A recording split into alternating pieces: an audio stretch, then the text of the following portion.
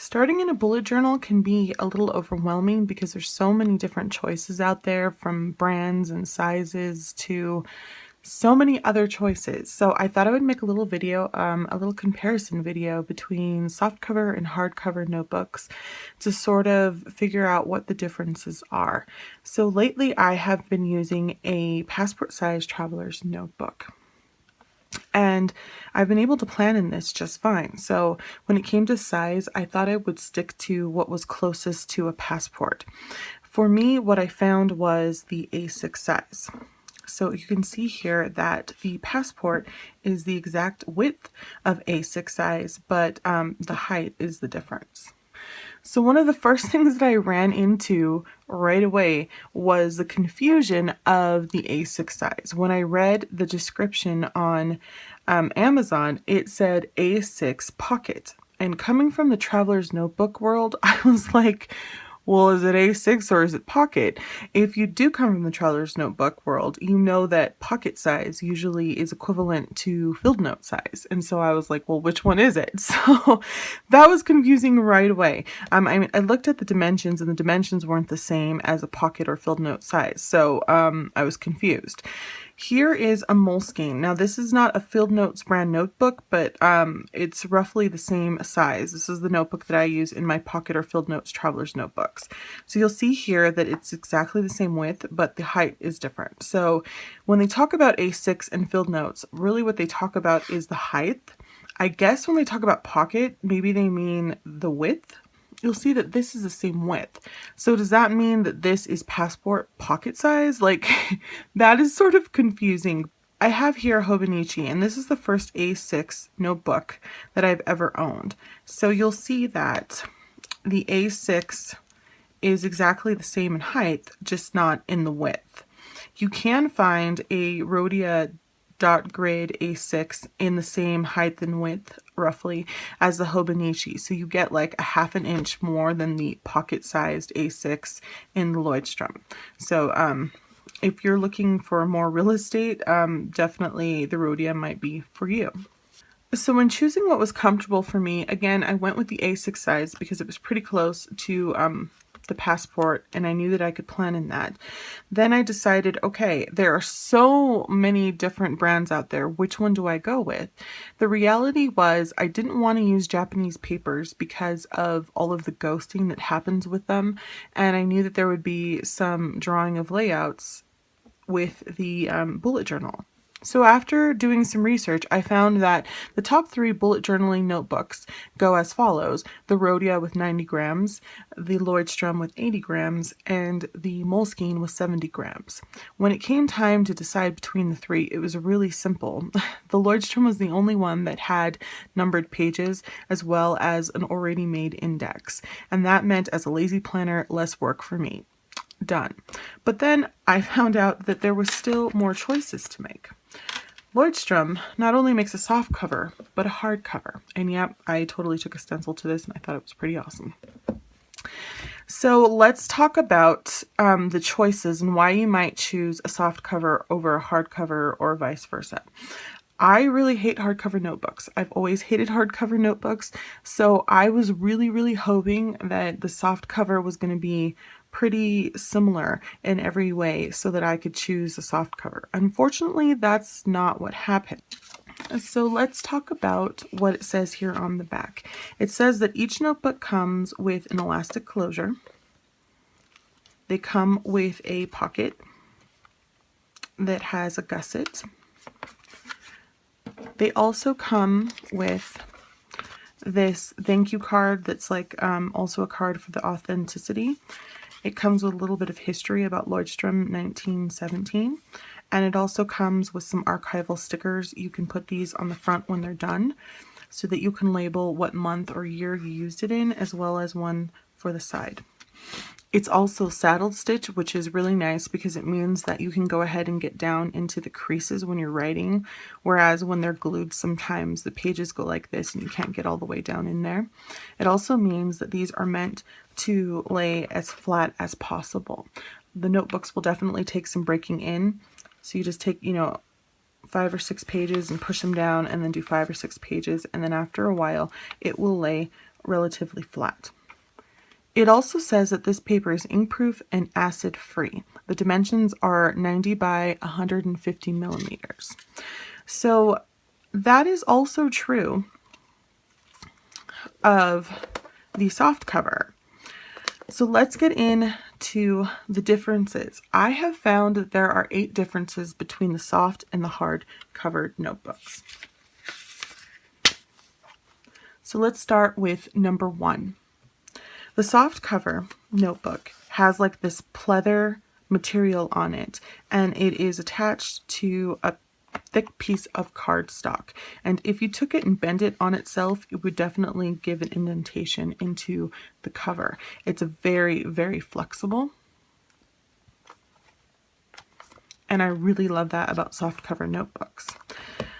The hardcover notebook has the same type of material as far as I can tell, and it also has a piece of cardstock, a thick one, that it is attached to, but in between the material and the cardstock is a nice piece of chipboard that makes it extremely stiff. So there is no flexibility with this notebook.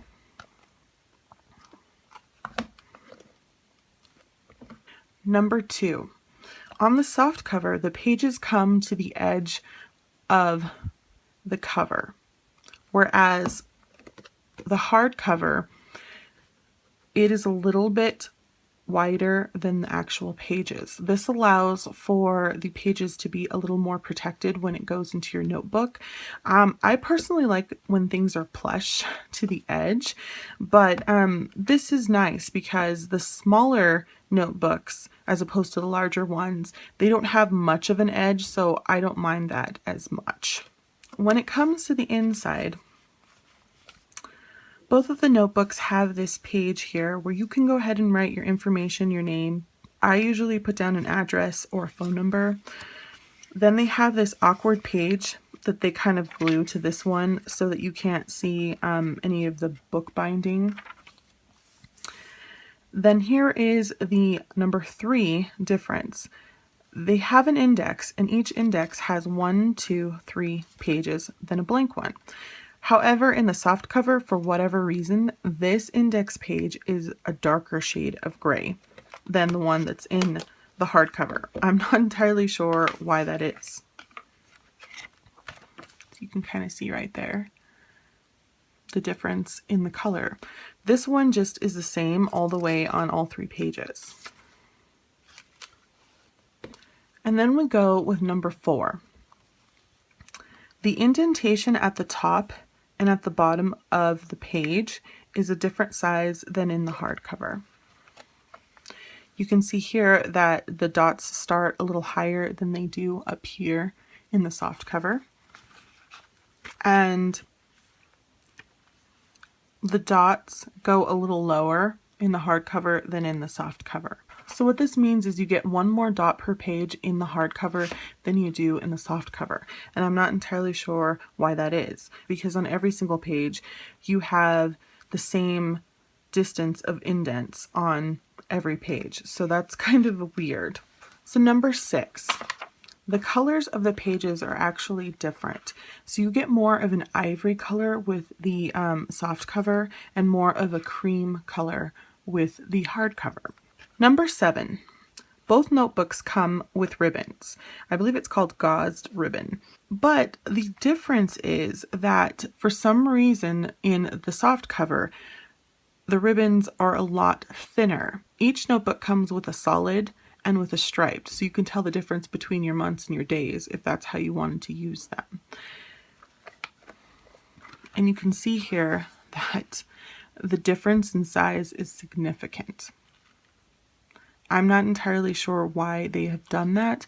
I have heard in many videos that the Leuchtturm notebook ribbons are the best because they are very long and it's easier to open the notebook like this Whereas with like Rhodia, and I think I've heard the same thing said about Moleskine, they're just too short to open them without, getting a paper cut. So, and number 8, and the final difference that I have seen is that the soft cover has 121 pages,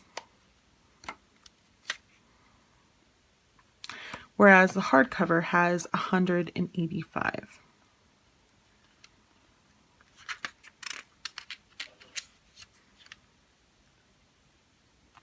So when it comes to the two notebooks, yes, they both are from Leuchtturm, but it's like they're from two completely different lines. That would make a little more sense since there are so many differences between the two.